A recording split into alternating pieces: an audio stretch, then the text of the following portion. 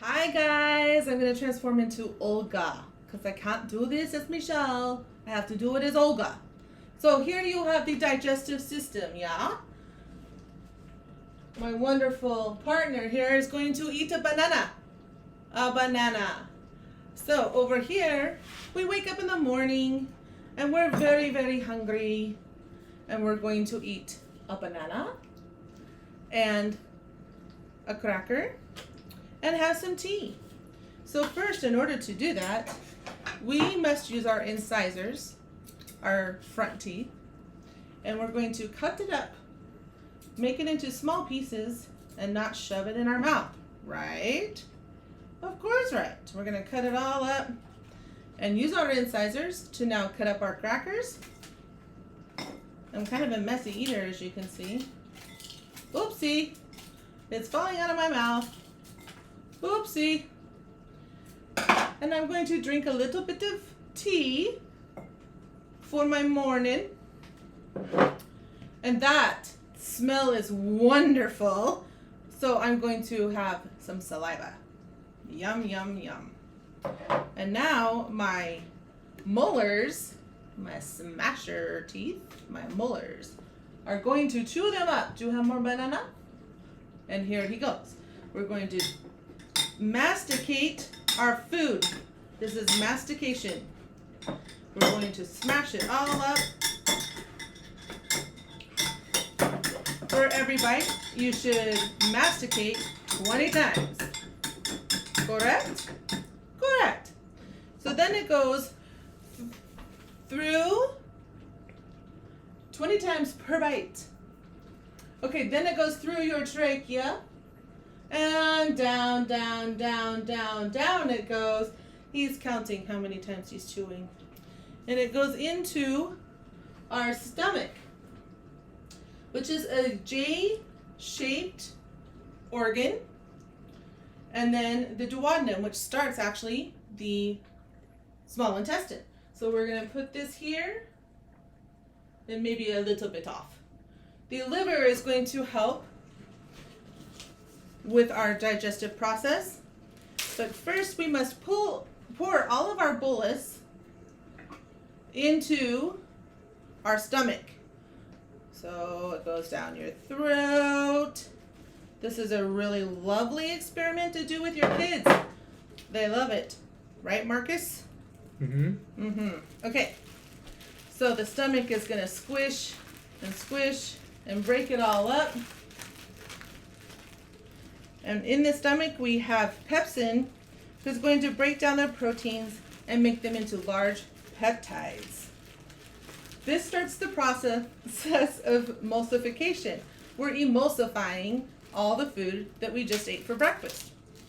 Now it's going to go into our small intestine through the duodenum, which is that little arch at the bottom of the stomach, or at the side, I should say, of the stomach.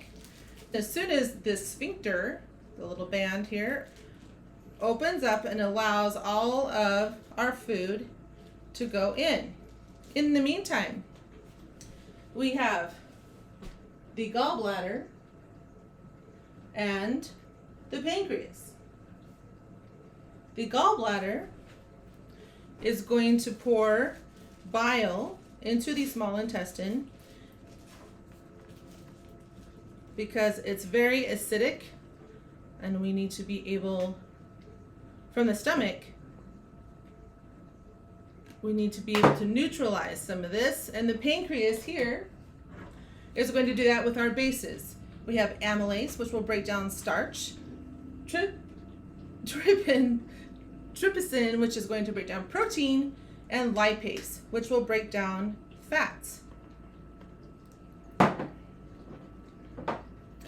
So it's going to move through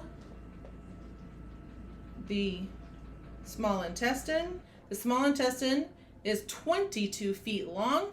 It has a long ways to go to work all this out, and it's going to contract and push all of that fluid out as best as it can. It's pulling nutrients into our bloodstream, which are all very, very good for us. So once we wring this out, it will then move into the large intestine. The large intestine is 5 feet long. It has, I'm going to take off your body parts.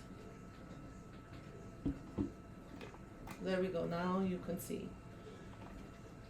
The small intestine comes down, it meets here at the cecum and the appendix, and it moves up the ascending colon to the hepatic flexure, hepatic from the liver, and then it goes up to the spleen.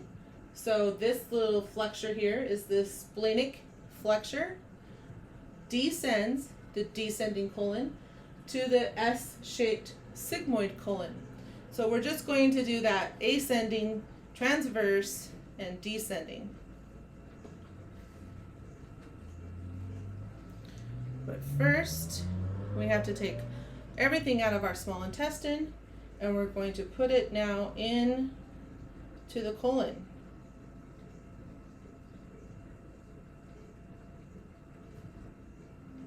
Whoa! Hopefully your colon doesn't move like that.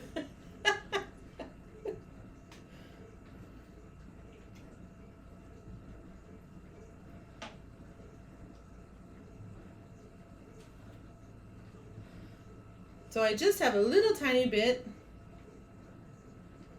that was reserved from the contractions of the small intestine, which is called peristalsis. The colon is all bound up like so. As you can see here, these little ridges, that increases the surface area, and as it contracts, it's going to propel the bolus, which is now becoming thicker and thicker, and it goes into the sigmoid colon.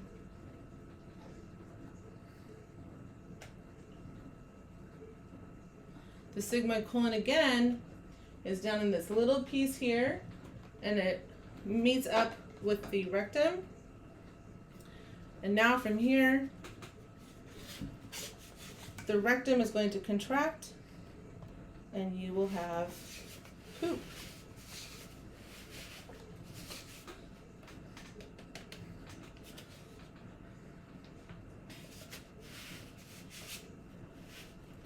And there you have, from banana to poop. In our small intestine, we have to now make it an alkaline acid rather coming from the stomach. It is an acidic. Just keep going. If I was in class, I'd be fumbling all over the place. If we're gonna